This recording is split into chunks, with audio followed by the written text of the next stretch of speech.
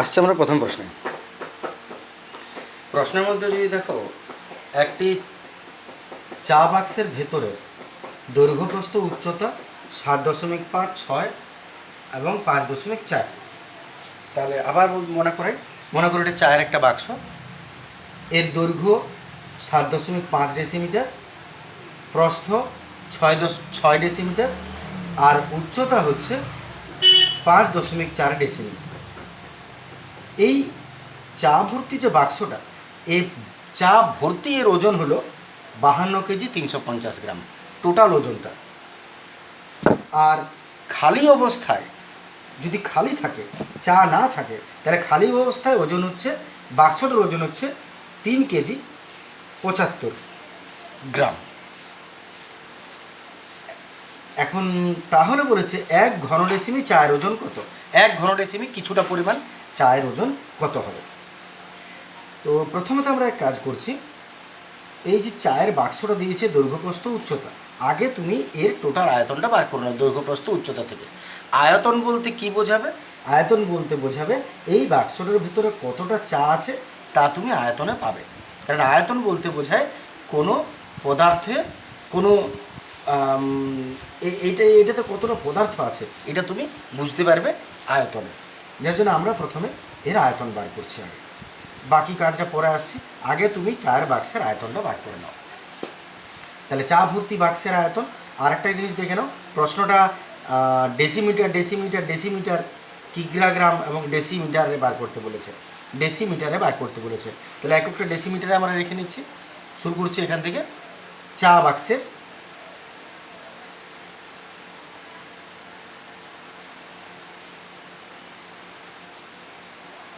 দৈর্ঘ্য 7.5 ডেসিমি দিয়েছে, প্রস্থ 6 ডেসিমি দিয়েছে,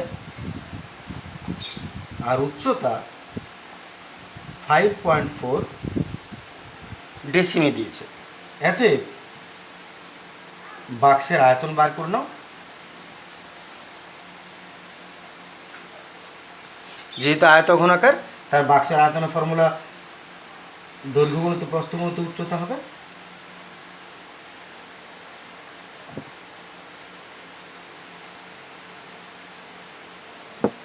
দৈর্ঘ্য গুণিত প্রস্থ গুণিত উচ্চতা, তার মানে 7.5 ইন্টু 6 ইন্টু 5.4।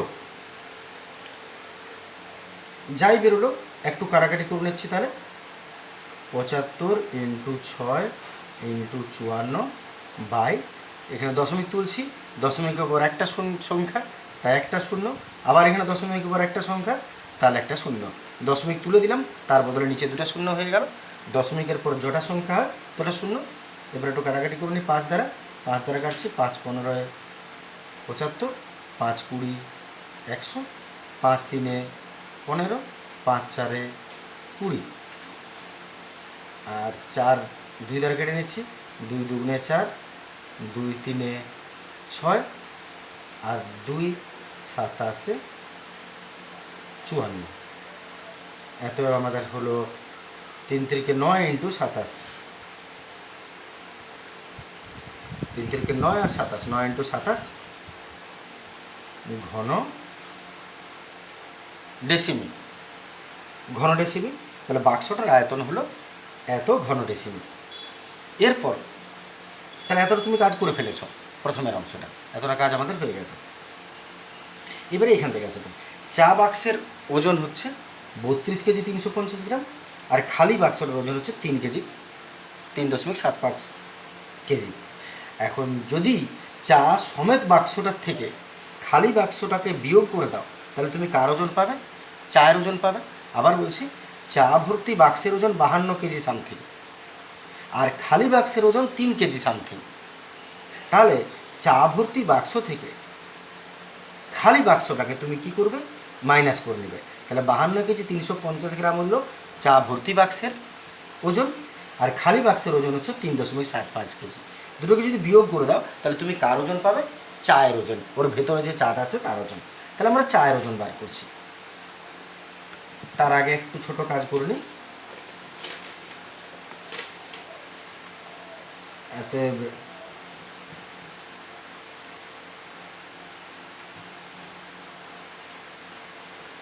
চা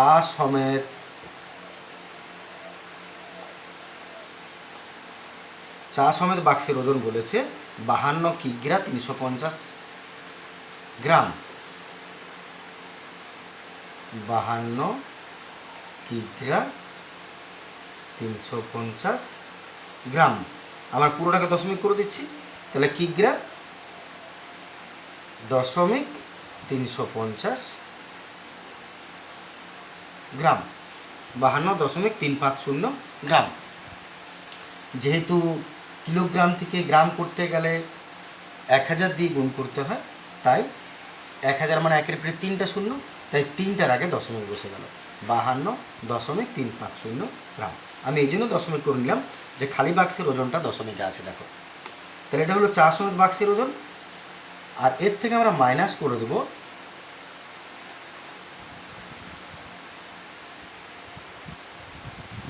খালি বাক্সের ওজন। খালি বাক্সের ওজন হচ্ছে 3.75 কিগ্রা। তাহলে এর নিচে বসালাম 3.75, সরি এটা ভুল লিখলাম, 52 কিগ্রা 350 গ্রাম। যখন তুমি দশমিক করে দেবে তখন এটা কিগ্রা হয়ে যাবে। কারণ যখন তুমি দশমিক করে দিলে তখন এককটা এটা ধরাবে, এটার নয়। 52.350 গ্রাম, 52.350 কিগ্রা হয়ে গেল। অতএব খালি বাক্সের ওজন 3.75 কিগ্রা। মাইনাস করছি, তাহলে তুমি চা সমেত বাক্সের ওজন তার থেকে খালি বাক্সের ওজন যদি তুমি বিয়োগ করো, তাহলে কার ওজন পাবে? শুধুমাত্র চায়ের ওজন। এতে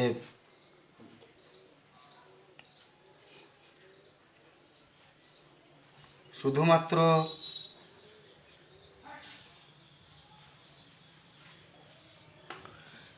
চায়ের ওজন, শুধুমাত্র চায়ের ওজন বিয়োগ করছি। এখানে দশমিক পর শূন্য না শূন্য দিলাম, 0 0 13 6 দিতে হাত রইল 1 4, 12 8 দিতে হাত রইল 1 4, এত কিগ্রা। এরপরে লক্ষ্য করো, এখানে তুমি যা কী পেয়েছো, কী পেলে তুমি? বাক্সের যে আয়তন, বাক্সের আয়তন তুমি বার করে নিয়েছো এখানে 9 × 27 ঘন ডেসিমিল। তার মানে সমগ্র বাক্সটার আয়তন, এর আয়তন এটা। আর এর ভেতরে যে চাটা আছে তার ওজন তোমাকে বলেছে 48.6 কিগ্রা। তাহলে যেহেতু বাক্সটার ভেতরেই চাটা আছে, তাহলে তোমাকে একটা বিষয় বুঝতে হবে, বাক্সটার ভেতরে চা আছে এবং তোমাকে বলে দেয় নাই যে বাক্সটা চওড়া কতটা। বাক্সটা কতটা চওড়া এরকম কোনো নির্দেশ দেওয়া হয়নি, যার জন্য আমি ধরে নিতে পারি যে চওড়াটাকে কিছু ধরা চলবে না এখানে, যে কতটা চওড়া। তাই যদি সেটা উজ্জ্ব থাকে, তার মানে একটা কথা বোঝাবে যে বাক্সটা যত বড় এর ভেতরে চাটাও ততটা আছে। এক কথায় বাক্সের আয়তনটা যা, এর ভেতরে যে চাটা আছে তার আয়তনও অতটাই আছে যতটা বাক্সের আয়তন। তাই সেক্ষেত্রে আমি বলতে পারি যে এই যে বাক্সের আয়তন তুমি পেয়েছো, এই আয়তনটা, এই আয়তনের চায়ের, আবার বলছি, এই বাক্সের ভেতরে যে চাটা আছে এই চায়ের আয়তনের সমান চায়ের ওজন হচ্ছে এত কেজি। প্রশ্ন তোমাকে চেয়েছে খালি অবস্থায় বাক্সটা, 1 ঘন ডেসিমি চায়ের ওজন বার করতে বলেছে কত। তাই তুমি এখন পেয়ে গেছো যে চা আছে কতটা, এতটা বাক্সের ভেতরে। তাহলে এতটা চায়ের ওজন কত তুমি বার করেছো? 48.6 চায়ের ওজন। তাহলে এতটার ওজন যদি এত কিগ্রা হয়, তোমাকে বলেছে 1 ঘন ডেসিমি চায়ের ওজন কত, তাহলে এটা উইকিগ্রাম করে দাও প্লেন। এতএব শেষ কাজে আসছি, এতএব 9.27 9.27, যেটা আমরা বাক্সের আয়তন বার করেছি, ওই বাক্সটা চা ভর্তি আছে, বাক্সের আয়তন যা, চায়ের আয়তনও তা। তাহলে 9.27 ঘন ডেসিমি চায়ের ওজন 48.6 কিগ্রা। তাহলে 9.27 ঘন সেমি চায়ের ওজন 48.6 কিগ্রা। এত 1 ঘন ডেসিমি, যেটা তোমাকে বার করতে বলেছে 1 ঘন ডেসিমি চায়ের ওজন। তাহলে 1 ঘন ডেসিমি চায়ের ওজন 48.6 বাই নিশ্চয়ই 9.27, নিচে নেমে যাবে 9 × 27, একটু কাটাকাটি হয়ে যাক। 48.6 9 গুণিত 27, দশমিক তুলে নিচ্ছি। তাহলে নিচে হয় 7, যার পিঠ পাবে তার পিঠে দিতে পারো, বা একের পিঠে 0 দিলাম, দশমিক উঠে গেল। কাটাকাটি করে নেওয়া যায়। 2 দ্বারা কাটছি, 2 দুগুণে 4, 2 4 8, 2 3 6, 2 5 10, 3 দ্বারা কাটছি, 3 8 24, 3 1 3, 3 দ্বারা নিচে, 3 3 9, 3 7 81, আর 27 গেল। এত পড়ে রইল, ওপরে কিছু পড়ে নেই, তার মানে কিছু না পড়ে থাকলে 1, আর নিচে পড়ে আছে 5, 1/5 কিগ্রা। 1/5 কিগ্রা। কিগ্রা রাখাটা ঠিক নয়, ও 1/5, তাই সেটাকে গ্রামে করে দাও। এককটা বড় হয়ে যাচ্ছে। এত 1 ঘন ডেসিমি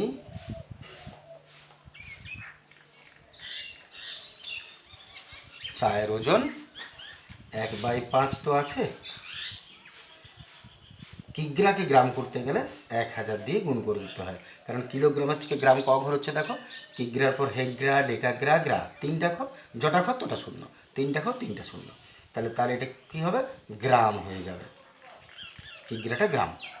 5 200 1000, 200 1 200, এতে 200 গ্রাম। 1 ঘন ডেসিমি চায়ের ওজন 200 গ্রাম। এটা উত্তর হয়ে গেল। আচ্ছা, আমরা পরের প্রশ্ন আসছি। পরের প্রশ্ন 13 প্রশ্নটা, একটি বর্গাকার ভূমি বিশিষ্ট পিতলের প্লেটের দৈর্ঘ্য 1 সেমি। একটি বর্গাকার ভূমি বিশিষ্ট পিতলের প্লেটের দৈর্ঘ্য 1 সেমি, বেধ 1 মিলিমিটার এবং প্লেটটির ওজন 4725 গ্রাম। যদি 1 ঘন সেমি পিতলের প্লেটের ওজন 8.4 গ্রাম হয়, তবে এক্সের মান কত? একটু প্রশ্নটা বুঝে নেওয়া যাক। একটা বর্গাকার ভূমি বিশিষ্ট পিতলের প্লেটের দৈর্ঘ্য, বর্গাকার ভূমি মানে মনে করা যাক এটা বর্গাকার, মনে করো এটা বর্গাকার প্রায়, তাহলে বর্গাকার ভূমি বিশিষ্ট একটা পিতলের এটা প্লেট। তো বর্গাকার ভূমি বিশিষ্ট পিতলের প্লেটের দৈর্ঘ্য 1 সেমি। দৈর্ঘ্য মানে যেহেতু বর্গাকার বলে দিয়েছে, তাহলে ভূমিটার চারদিকটাই সমান হবে, তার মানে এটা এক্স, এটা এক্স, এটা এক্স, এটা এক্স। এবং বেদ মানে হলো চওড়া, তাহলে চওড়া এইটা হচ্ছে 1, এইটা এদিকটা নাই মনে করো, এটা হলো 1 মিলিমিটার। তাহলে এটা হলো একটা বর্গাকার পিতলের প্লেট যার দৈর্ঘ্য এক্স এবং বেদ এইটা 1 মিলিমিটার, এবং এর টোটাল ওজন হচ্ছে 4725 গ্রাম। এর ওজন 4725 গ্রাম। এরপর বলছে যদি 1 ঘন সেমি পিতলের প্লেটের ওজন, 1 ঘন সেমি পিতলের ওজন, যদি প্লেট বাদ দাও, 1 ঘন সেমি পিতলের ওজন, 1 ঘন সেমি মনে করে এতটা, তাহলে এতটা পিতলের ওজন যদি 8.4 গ্রাম হয়, তাহলে এক্সের মান কত হবে? প্রশ্নটা হচ্ছে এক্সের মান। প্রশ্নটাতে বুঝতে পারছো যে এটা বার করতে বলেছে, কারণ দেয়া নেই কিছু, এটা এক্স। তাহলে যদি আমরা এটাকে ছবি করি, তাহলে মোটামুটি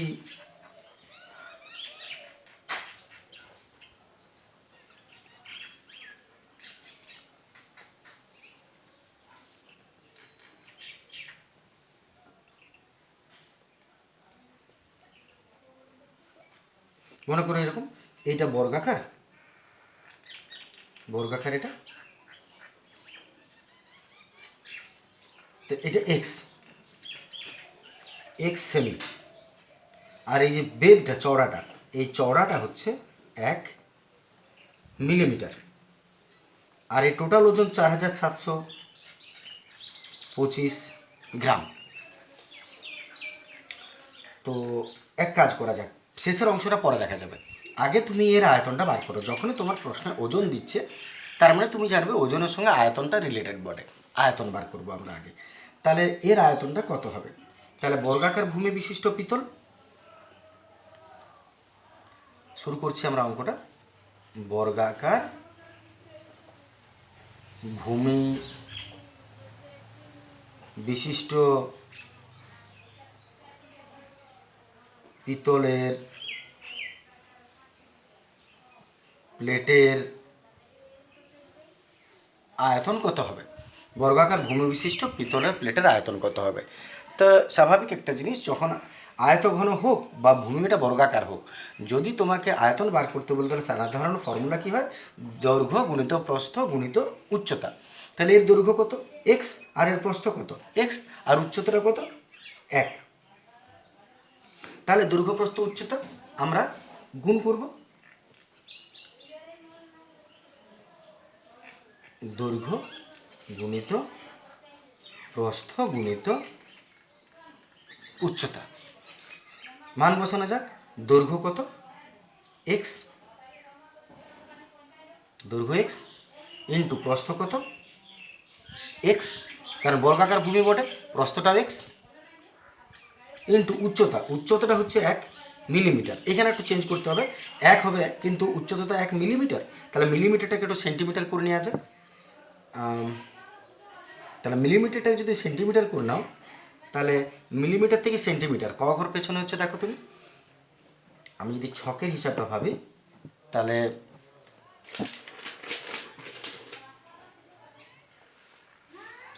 metre, decimetre, centimetre, millimetre, metre, decimetre, centimetre, millimetre. আছো কোথায়? মিলিমিটার, 1 মিলিমিটার বলেছে, আর যেতে কোথায় হবে? সেন্টিমিটার। সব একই একক না করলে হয় না। তাহলে মিলিমিটার থেকে সেন্টিমিটার ক ঘর? 1 ঘর। যটা ঘর হবে তটা শূন্য, তার মানে একটা শূন্য হয়ে গেল মিলিমিটারটা সেন্টিমিটার। আমি আবার করে নিচ্ছি, দৈর্ঘ্য গুণিত প্রস্থ গুণিত উচ্চতা। দৈর্ঘ্য তো এক্স বলেছিলাম একটু আগে, আর প্রস্থটাও এক্স, তাহলে এক্স ইন্টু এক্স হলো। আর উচ্চতাটা 1 মিলিমিটার, উচ্চতা 1 হতো কিন্তু এককটা মিলিমিটার আছে, তাহলে সেন্টিমিটার করে নেবো, কারণ একই একক ছাড়া বসে না। তাহলে সেন্টিমিটার, মিলিমিটারকে সেন্টিমিটার করলে কত হবে? মিলিমিটারকে সেন্টিমিটার, দেখে নাও ক ঘর আগে আছে? মিলিমিটারের আগে সেন্টিমিটার 1 ঘর আগে আছে, তাহলে যটা ঘর আগে তোটা নিচে শূন্য। তাই এটা হয়ে গেল টোটাল সেন্টিমিটার। আর যেহেতু আমরা আয়তন বার করছি তাই ঘন সেমি, তার মানে টোটাল করে নিচ্ছি x x x square, x square একে এক্স স্কোয়ার বাই 10 ঘন সেমি। এটা হলো বর্গাকার প্লেটের আয়তন। এইবারে এত ঘন সেমি বর্গাকার প্লেটটার আয়তন, আর তার ওজন কত বলেছে? প্লেটটার ওজন 4725 গ্রাম।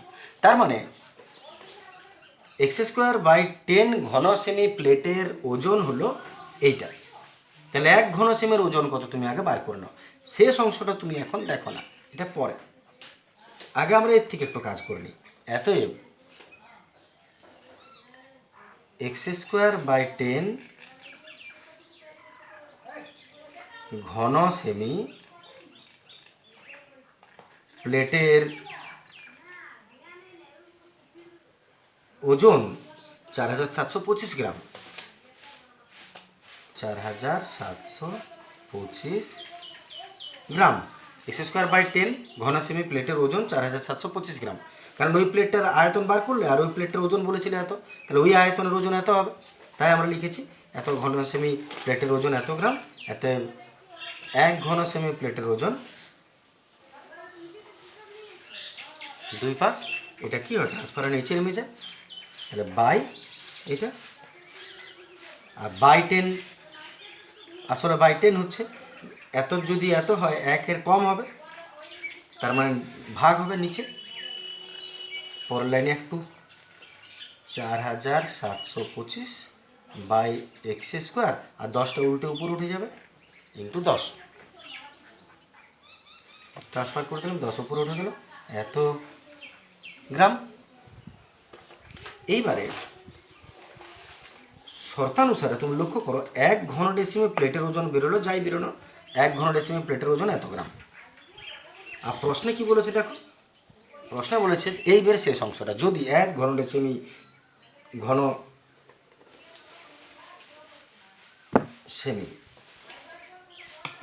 সরি, যদি 1 ঘন সেমি পিতলের ওজন এত গ্রাম হয়, এখানে তুমি কি বার করে রেখেছো, 1 ঘন সেমি পিতলের ওজন এত গ্রাম, 1 ঘন সেমি পিতলের ওজন এত গ্রাম।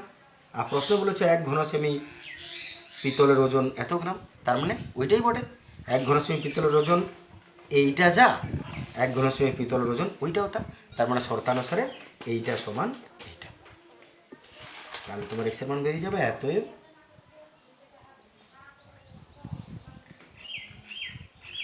শর্তানুসারে যেটা এইখানে আছে সমান 1 ঘন সেমির ওজন 8.4 গ্রাম, 8.4। অতএব ট্রান্সফার করে নেওয়া যাক সলভের বা এক্স স্কোয়ারটা তুলে দিচ্ছি, এটা নামিয়ে দিচ্ছি। অতএব এক্স স্কোয়ার সমান এটা উঠে যাবে, অল্টারনেটিভটা নেমে যাবে, তার মানে চেহারাটা কেমন দাঁড়াবে, আমি এক্স স্কোয়ারটা এদিকে লিখলাম, তাহলে এটা আগে হয়ে যাবে 4 7 2 5 × 10 বাই 8.4 নিচে। যদি কারো অসুবিধা হয় আমি আরেকবার বলে নিচ্ছি কথাটা, এটা সমান যদি এটা হয় এক্স স্কোয়ারটা নিচেরটা উপরে চলে যাবে আর 8.4টা অল্টারনেটিভলি নিচে চলে আসবে, তার মানে এটা বাই এটা হচ্ছে, আর এটা এক্স স্কোয়ার সমান, তাহলে এক্স স্কোয়ারটা আগে লিখলাম আর এটা এদিকে দশমিক তুলে দাও, দশমিক তুললে আর একটা শূন্য পেয়ে গেল। একটু ছোটো সংখ্যা দ্বারা কাটছি, 4 দ্বারা, 4 2 8, 4 1 4, আর 4 25 100।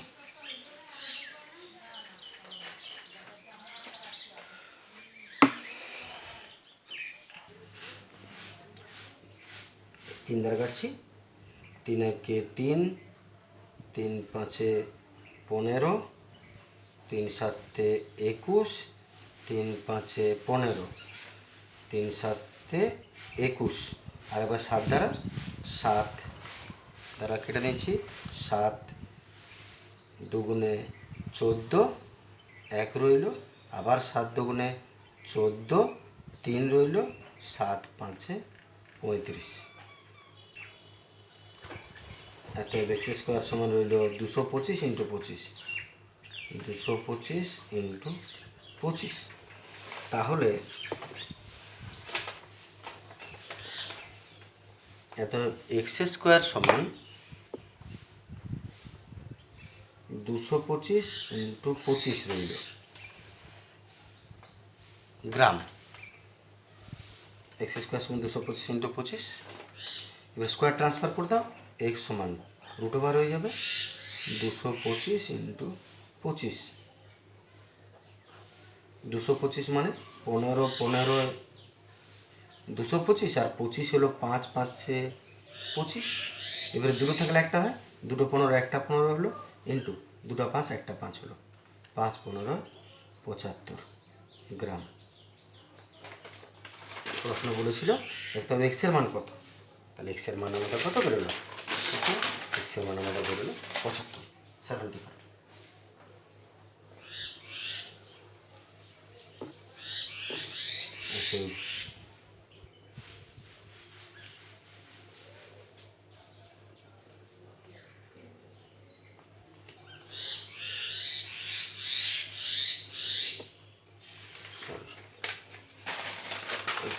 এক্স আমরা ধরেছিলাম সেমি,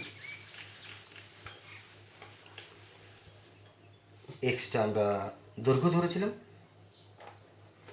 প্রশ্নে দেওয়া ছিল সেমি, অর্থাৎ 75 সেমি।